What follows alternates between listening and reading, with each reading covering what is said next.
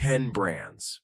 Prices sliding so fast people lower their voices when they mention them. This isn't a crash. I've seen crashes. This is quieter. And that's what bothers me. Stay with the order. That's the tell. I'm starting with the brands people still defend, the ones I hear excuses for, the ones buyers swear are different.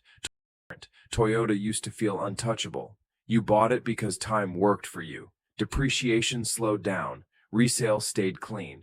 You always had an exit. That was the deal. Now the urgency feels thinner. Certified listings don't vanish anymore. They linger. Trade-in conversations feel softer, not hostile, not alarming, just cautious. Nothing broke, no headline, no recall moment. But the rush is gone, and when urgency disappears, the premium starts leaking out the side. Toyota again, because it matters.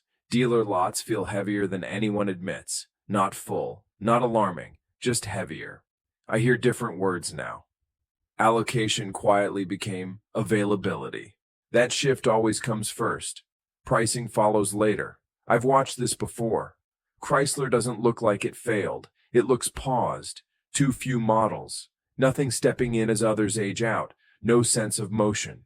People don't fight over Chrysler anymore. They don't negotiate hard. They hesitate. Then they walk. When buyers stop defending a brand, value drifts without making noise. Ford still has loyalty. I hear it all the time. But loyalty is being tested at checkout. Sticker shock doesn't make people angry. It makes them quiet. Orders get delayed. Builds get reopened. Decisions get pushed another month. That's pressure. Not collapse. Not yet. General Motors looks fine until you look at who's actually buying. Fleet keeps things moving. Retail feels thinner than it should. Too many badges sitting too close together. Same prices. Same buyers. People pause. Compare. Then wait. Waiting is how value erodes without a headline. Stellantis doesn't have one clean problem. It has conversations crossing brands. Quality doubts don't stay contained anymore. They move. They spread. Once buyers start grouping brands together, individual stories stop working. And if brands this familiar are already bending, the weaker ones won't hold. The countdown keeps going. But the feeling changes here. This is where the noise drops off. No outrage. No arguments in comment sections. Just distance. These brands don't get attacked. They get skipped. And once you've been skipped long enough, the market doesn't remember how to come back for you. Peugeot doesn't start debates anymore. Nobody defends it. Nobody trashes it either. It sparks hesitation. I see it in listings that sit longer than they should. Not dead. Just untouched. Dealers don't lean forward when you ask about them. They lean back. Offers feel tentative. Careful. Like everyone's afraid of being the first one to overpay. Nobody's angry. That's the tell. They're just not leaning in. And when buyers stop leaning in, value starts losing gravity. Renault feels present, but it doesn't feel protected. It's still there, still moving units, still visible. But the incentives change tone. They don't shout. They don't push urgency. They gently invite. Consider. Maybe. Now might be a good time. That language tells buyers more than any spec sheet ever could. Protected brands don't whisper. They command. Citroën feels optional now. Not avoided, not rejected, just skipped. It's the brand people scroll past on the way to something else. Optional brands don't crash loudly. They don't trigger headlines. They fade out of consideration. And once a brand lives in that optional space, pricing power disappears first. Nobody fights for it. Nobody stretches for it. They just wait for it to make sense again. Škoda used to make sense on paper. That was the pitch. Rational choice, smart money, quiet confidence. Now even the math buyers hesitate. The numbers don't rush anyone anymore. The gap between new and used feels wrong. The value story needs explaining. And the moment a logical brand needs explaining, the logic crowd is already drifting away. When rational buyers pause, emotional buyers are long gone. Seat doesn't feel discussed at all. It feels absent. Few listings, few updates. no defense. Nobody's fighting to keep it relevant. Nobody's making noise on its behalf. Silence does more damage than bad press ever could. Bad press still means people are paying attention. Silence means the market already decided. Opal doesn't slide in price. It settles. That's important. Sliding means resistance. Settling means acceptance.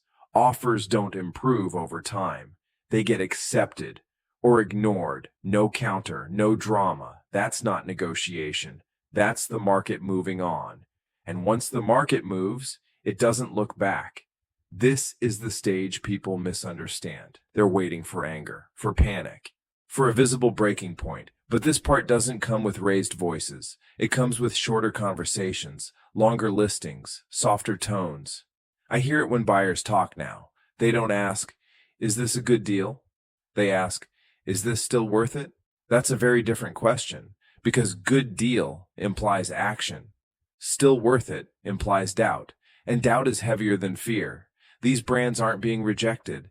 They're being deprioritized, and markets don't recover from that quickly. Once buyers mentally move on, price cuts don't bring them back. They just confirm what people already felt.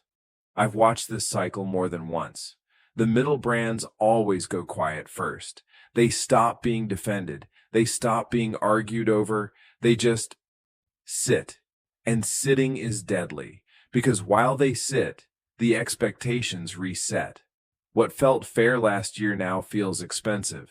What felt reasonable now needs justification, and justification is where value goes to die. This is the part where people say, "It's not that bad." They're right. It's worse, because nothing dramatic is happening. No shock, no collapse moment, just normalization. And normalization destroys value slowly, then permanently. The market already moved on. Most people just haven't noticed yet. The countdown loops back to the giants, and it feels different now, heavier, colder, because this time there's no curiosity left, just consequences. Forward again. But the loyalty sounds different now, quieter, more conditional. Buyers still like the brand. I hear that sentence all the time. I like it, but... And everything that follows the but is math. Monthly payments, exit value. What happens if they need to sell early? When loyalty turns into a spreadsheet, pricing power doesn't fade slowly. It drops. Not in a dramatic way, in a practical way. Orders don't get canceled loudly. They get postponed, rebuilt, reconsidered. That's how confidence leaves a brand. General Motors again. From the outside, it still looks busy. Metal moving, units counting, but fleet volume can only hide retail hesitation for so long. Fleet doesn't care about belief. Retail does. Once resale expectations reset, they don't snap back. They reprice the future. Leases get tighter. Buyers hesitate longer. Trade-ins disappoint. Volume without belief doesn't create strength. It creates inventory. Stellantis again. But now the edges blur. Buyers don't talk about individual badges anymore. They talk about the group. That's the danger point. When the group identity becomes the doubt, no single brand escapes it. One story infects another. One hesitation spreads. And suddenly every badge is carrying the same weight whether it earned it or not. That's not a product problem. That's a trust problem. And trust doesn't get fixed with incentives. Toyota last. And this part is important because nothing dramatic is happening here. No headlines, no shock, just inevitability. Toyota isn't collapsing, it's normalizing, and normalization is brutal. Normalization kills premiums. Premiums protect resale. Resale keeps loyalty intact. Remove one, the rest follow without argument. Toyota didn't fail. It delayed this moment, and delaying isn't the same as preventing. I've watched people realize this in real time, at a desk, on a phone, staring at a number they didn't expect. The silence after that realization is louder than any panic. The old rules are dead. Brand loyalty doesn't freeze value. Reputation doesn't stop depreciation. Waiting doesn't save you. This isn't cyclical. It's not one bad year. It's structural, public. And it only moves forward. The next list will be shorter. The prices will be lower. and the explanations will sound familiar. If you've seen this happening where you live, say it in the comments. And if you want to see what breaks next, you already know why you're here.